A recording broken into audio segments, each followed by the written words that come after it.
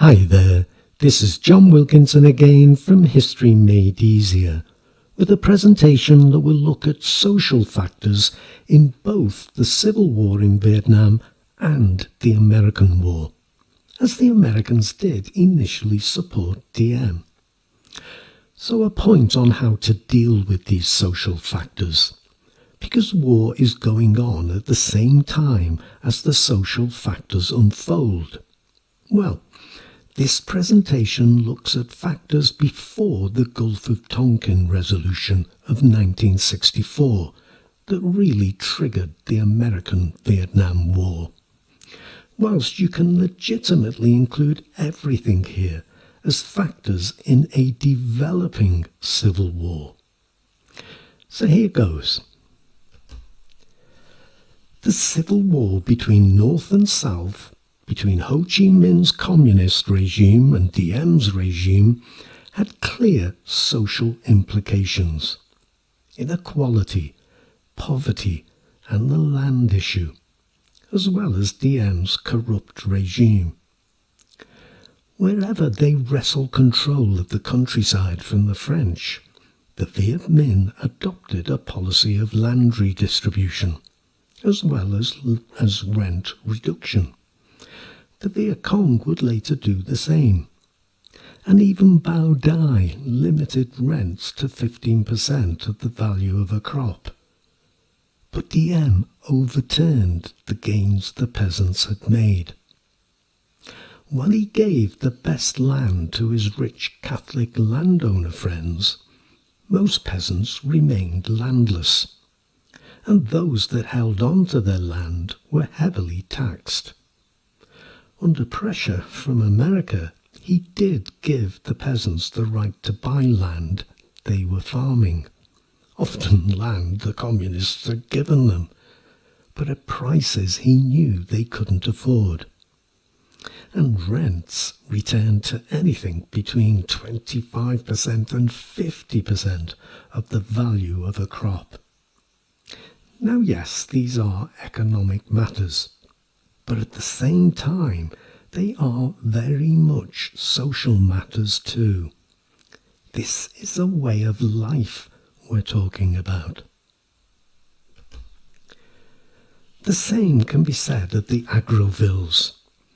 This was effectively a program introduced by the French of mass resettlement, and it was hugely unpopular. Peasants were forced to relocate to populated areas under government control. They caused enormous social as well as economic disruption. Families were separated, shifted from familiar territory, and forced to abandon important spiritual sites such as temples and ancestral graves. I have travelled in Vietnam, and you see the ancestral graves out in the paddy fields and shrines in the family compound. It is hugely important to the Vietnamese. It is at the very heart of the peasants' way of life, and it was brutally ridden roughshod over. And what's more, the whole thing was replicated with the strategic hamlets, an American-driven initiative. Then there was the clash with Buddhism. Diem's family were Catholics, and as Catholics in a country that is overwhelmingly Buddhist, their attacks on Buddhism were particularly ill-advised, and hardly surprisingly caused deep unrest among the Vietnamese people. More than 3/4 of the South Vietnamese population was Buddhist. However, it was a minority of Catholics who benefited most under Diem's regime. Government officials, high-ranking military officers, business owners, and landlords in receipt of government assistance were all overwhelmingly Catholic. Many even converted to Catholicism in order to win favour with the regime. In the summer of 1963, the conflict between Diem's government and Buddhist monks broke out into open conflict, when, in May, on the eve of Vesak, a celebration of Buddha's birthday, Diem issued a decree banning the display of religious flags in public. Buddhism flies its flags. Thousands of Buddhists in Hue rioted in response, only for the demonstration to be quashed by government forces, with 8 people killed. More protests followed, with a series of rallies, sit-ins and hunger strikes, again often brutally put down. In June, a Buddhist monk, Thich Quan Duc, brought the issue into the international arena when he burned himself to death at a Saigon intersection in protest against Diem's regime.